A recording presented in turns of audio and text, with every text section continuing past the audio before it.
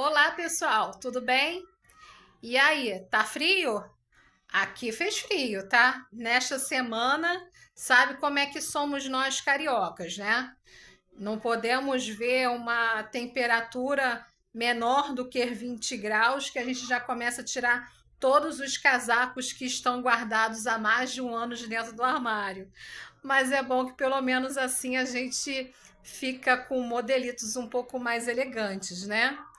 E hoje nós vamos conversar um pouquinho sobre câncer de mama, sobre o sistema de classificação utilizado para categorizar os achados em exames de imagem, que são os BIRADs, né?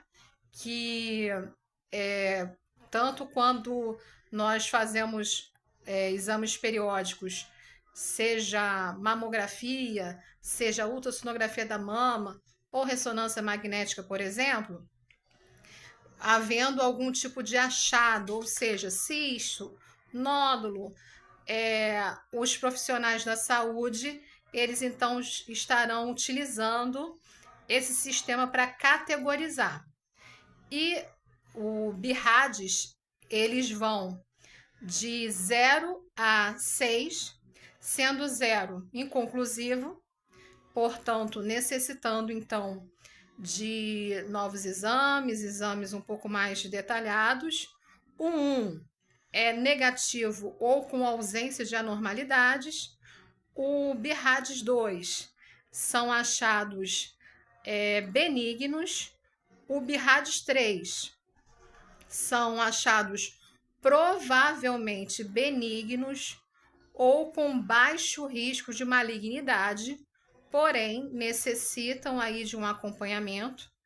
O BIRADS 4 são quando os achados são suspeitos de malignidade, e aí eles podem ter uma classificação dividida em 4A, 4B e 4C, dependendo aí das características que forem observadas, né? O BIRADS 5, ele já é altamente suspeito de malignidade, tendo aí uma categoria em torno de 95% aí de possibilidade de ser maligno, né, apresentando características de malignidade, portanto, já tendo indicação para biópsia. E a categoria 6, ela já corresponde a câncer já diagnosticado. Então, são exames que são feitos para acompanhamento, por exemplo, tá? E, além disso, os cânceres de mama, eles podem ser divididos em carcinoma ductal in situ. Esse tipo de câncer, ele corresponde a cerca de 20% dos casos. Eles têm, por característica, uma baixa invasividade, porém é um câncer e precisa o quanto antes passar, né, a paciente passar por cirurgia. É claro que, como eu falei, né, o quanto antes se identificado rapidamente, em muitos casos nem necessita fazer retirada total da mama, tá? Dependendo aí de qual estadiamento já esteja esse câncer. Sendo realizados, então, né, a abordagem realizada, além da cirurgia, também tratamentos complementares, como, por exemplo, a quimioterapia, a radioterapia, e esse tipo de câncer também, ele costuma responder à hormonioterapia. Temos também o câncer de mama invasivo, podendo ser de dois tipos: o carcinoma ductal e o carcinoma lobular, tá? Quando se trata do lobular, é um tipo de câncer que ele está localizado, né, se originou em células que são das glândulas, né, nos lóbulos, nas glândulas responsáveis pela produção de leite. Como nós já mencionamos anteriormente, vai depender do grau de invasividade, né, do estadiamento e do grau de invasividade desse tipo de câncer. Geralmente é indicada a retirada da mama toda, porque existe um risco de metástase, tá?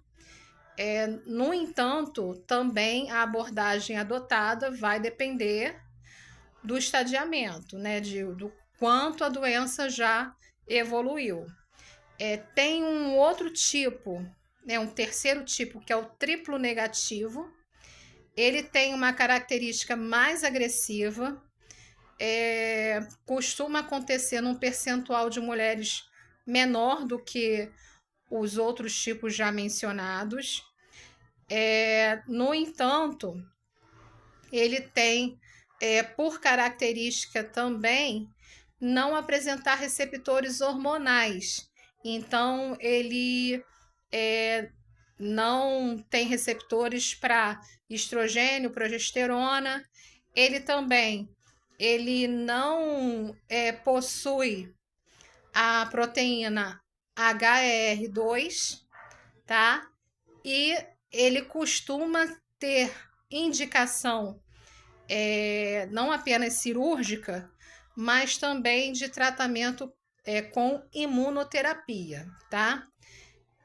O quarto tipo que a gente pode mencionar é o câncer do tipo inflamatório, que é um carcinoma também ductal, que evolui para um quadro de característica inflamatória. É mais raro acontecer. As pacientes costumam apresentar edema local, ou seja, o seio ele fica bastante inchado, apresentam também rubor, né? O seio fica avermelhado. Isso ocorre devido à obstrução dos vasos linfáticos.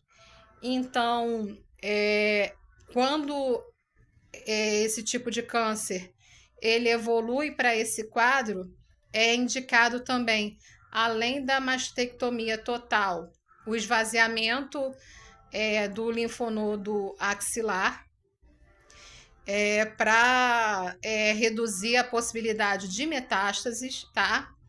E, além da cirurgia, é indicado nesse caso quimioterapia, radioterapia, e ele também responde à hormonioterapia, tá?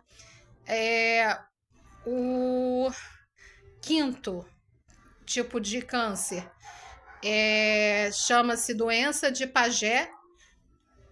Ele é um tipo raro que costuma acometer a região da auréola e mamilo. Geralmente ocorre em um seio só, apresentando inversão do mamilo, e ele tem uma boa resposta com a radioterapia, tá?